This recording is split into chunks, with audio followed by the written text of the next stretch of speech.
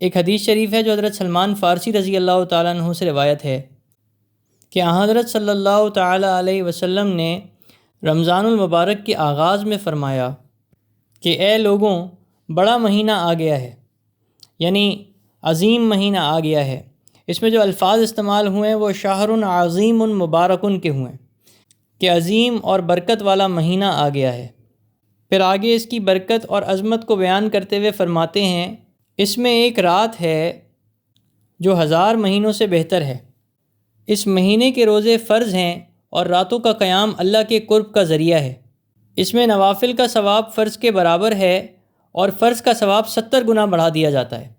یہ صبر کا مہینہ ہے، صبر کا بدلہ جنت ہے، یہ غمخواری کا مہینہ ہے۔ تو اب آپ دیکھیں کہ کتنی واضح حدیث، اور حضرت صلی اللہ تعالیٰ علیہ وسلم نے اللہ تعالیٰ کی عطا کو کس کیفیت کے ساتھ بیان کیا ہے۔ اسی طرح روایات میں آتا ہے کہ مسلم شریف کی حدیث ہے، رمضان المبارک میں نبی کریم صلی اللہ تعالیٰ علیہ وسلم عبادات میں جتنی مشقت فرماتے تھے کسی اور مہینے میں اتنی مشقت نہیں فرماتے تھے۔ بہقی شریف کی ایک اور روایت ہے جس کا مفہوم ہے کہ جب رمضان آتا تو نبی کریم صلی اللہ تعالیٰ علیہ وسلم اپنی تہبند کو کس کر باندھ لیتے اور پورے رمضان اپنے بستر پر واپس نہ آتے۔ بہقی شریف کی ایک اور روایت ملتی ہے کہ جب رمضان آتا تھا تو نبی کریم صلی اللہ علیہ وسلم کے چہرہ انور کا رنگ بدل جایا کرتا تھا اور آپ کثرت سے نوافل پڑھتے اور دعاؤں میں اتنی عاجزی اختیار فرماتے کہ چہرہ مبارک سرخ ہو جایا کرتا تھا۔ اب ان روایات سے حضرت صلی اللہ تعالیٰ علیہ وسلم کی یکسوئی کے بارے میں معلوم ہوتا ہے کہ آپ صلی اللہ تعالیٰ علیہ وسلم آرام میں بھی شدید درجے کی کمی فرما دیا کرتے تھے اور اپنے آپ کو اللہ تعالیٰ کی طرف یکسو رکھتے، اور اس میں اس بات کی فکر رہتی کہ کس طرح سے اللہ تعالیٰ کی عبادت کو کثرت کے ساتھ کیا جائے اور اللہ تعالیٰ کی رضا کو حاصل کیا جائے۔ رمضان المبارک کی ایک اور فضیلت بھی ہے، وہ یہ کہ رمضان المبارک میں نیکوکار لوگ تو اپنا پورا حصہ لیتے ہیں اور ترقی پاتے رہتے ہیں، لیکن رمضان المبارک میں گناہ گار لوگوں کے لیے بھی بڑا موقع ہے۔ مشائخ فرماتے ہیں کہ رمضان کے 3 حصے ہیں۔ پہلا عشرہ اس کی رحمت کا ہے، اور یہاں رحمت سے مراد نیکوکار لوگوں کے لیے ان کے درجات کی بلندی ہے۔ البتہ جو گناہ گار آدمی ہے تو جب اس پر اللہ تعالیٰ کی رحمت پڑتی رہتی ہے تو اس سے اس کا دل نرم ہوتا رہتا ہے اور وہ اللہ تعالیٰ سے توبہ کی طرف، معافی کی طرف متوجہ ہوتا ہے۔ پھر دوسرا عشرہ مغفرت کا ہے کہ نیکوکار لوگوں کی مغفرت جو ہو چکی ہوتی ہے اللہ تعالیٰ اس کو اگلے درجے پہ منتقل فرما دیتے ہیں، اور جو گناہ گار آدمی ہوتا ہے اس کا دل اللہ تعالیٰ کی رحمت کی وجہ سے ابھی نرم پڑ چکا ہوتا ہے تو وہ اللہ تعالیٰ سے معافی طلب کرتا ہے۔ اور اسی طرح سے پھر آخری عشرہ وہ جہنم سے خلاصی کا ہے۔ اس سے مراد یہ ہے کہ جو نیکوکار لوگ ہوتے ہیں ان کی جنتوں کو اللہ تعالیٰ مزید وسعت عطا فرماتے ہیں، اور جو گناہ گار لوگ ہوتے ہیں ان کو اپنی رحمت اور اپنی مغفرت کی شان کی طفیل اللہ تعالیٰ جہنم سے خلاصی عطا فرماتے ہیں۔ تو یہ ساری چیزیں تبھی ممکن ہیں کہ جب ہم رمضان کو اس کے احکامات اور اس کی سنتوں کے ساتھ گزاریں گے اور اس کیفیت کے ساتھ گزاریں جس طرح رمضان کو گزارنے کا حق ہے۔ سب سے اہم بات تو یہ ہے کہ رمضان میں کبھی بھی جب تک کہ عذر شرعی نہ ہو روزے کو کسی بھی حال میں نہیں چھوڑنا، کیونکہ رمضان کی روح ہی روزہ ہے۔ اور اس میں 2 بہت اہم باتیں ہیں جس کو سمجھنا بہت ضروری ہے کہ تھکاوٹ یا کام کی زیادتی یا سخت کام کا ہونا یہ کسی قسم کا کوئی شرعی عذر نہیں ہے۔ بیماری اور بات ہے، لیکن اگر کوئی آدمی تھکاوٹ کی وجہ سے روزہ نہ رکھے تو یہ کوئی عذر نہیں ہے۔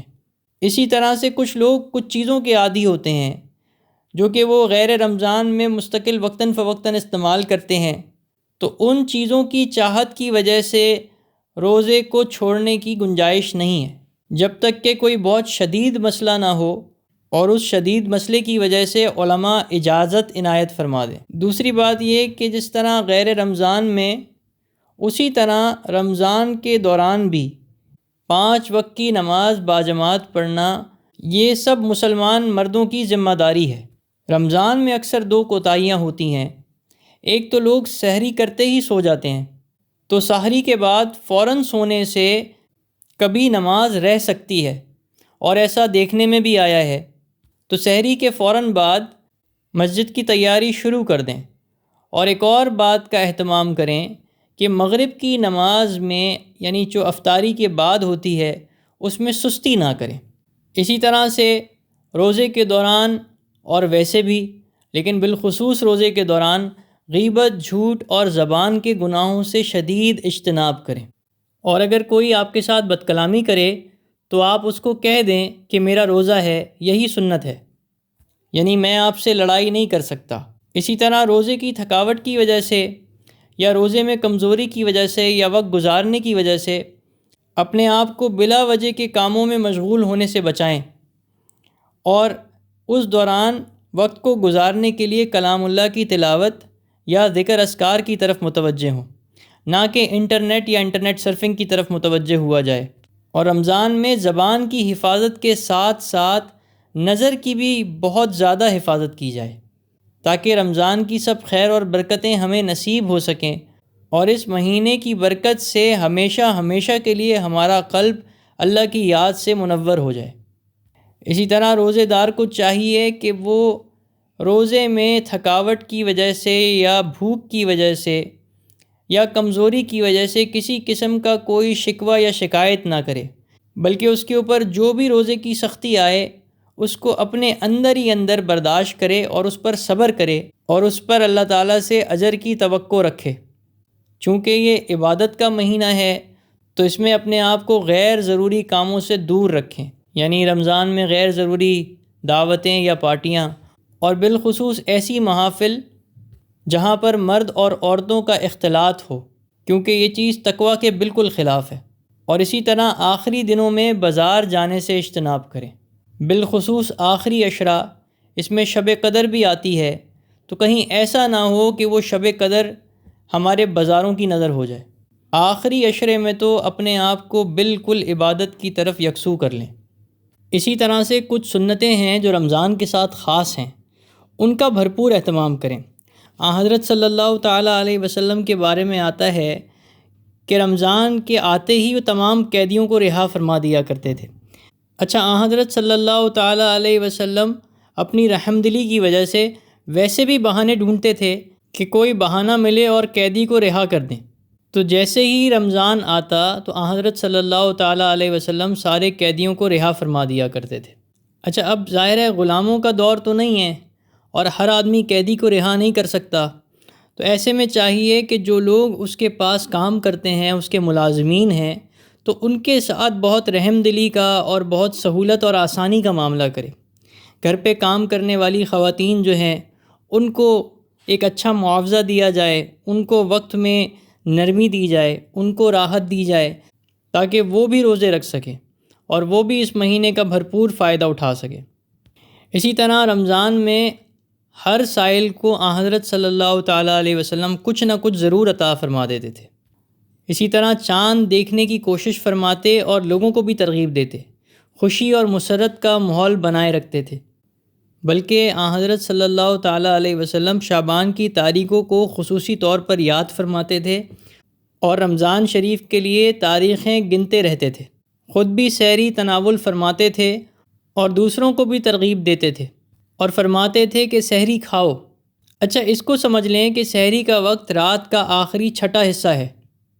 مثلاً طلوع صادق سے صبح صادق تک اگر 12 گھنٹے ہوں تو آخری 2 گھنٹے سحری کا وقت ہے، اور اس سے بھی زیادہ تاخیر اولا درجہ رکھتی ہے۔ اسی طرح سے اگلے دن روزے کی نیت رات سے رکھنا یہ افضل ہے۔ اسی طرح سے کھجور سے افطار کرنا، اور اگر کھجور نہ ہو تو پانی سے افطار کرنا یہ سنت ہے۔ اللہم انی لک صمت وعلی رزقک افطرت۔ اسی طرح آپ روزے میں مسواک برابر فرماتے تھے۔ اللہ تعالی ہمیں ان سارے احکامات پر اور ان سنتوں پر عمل کرنے کی توفیق عطا فرمائے۔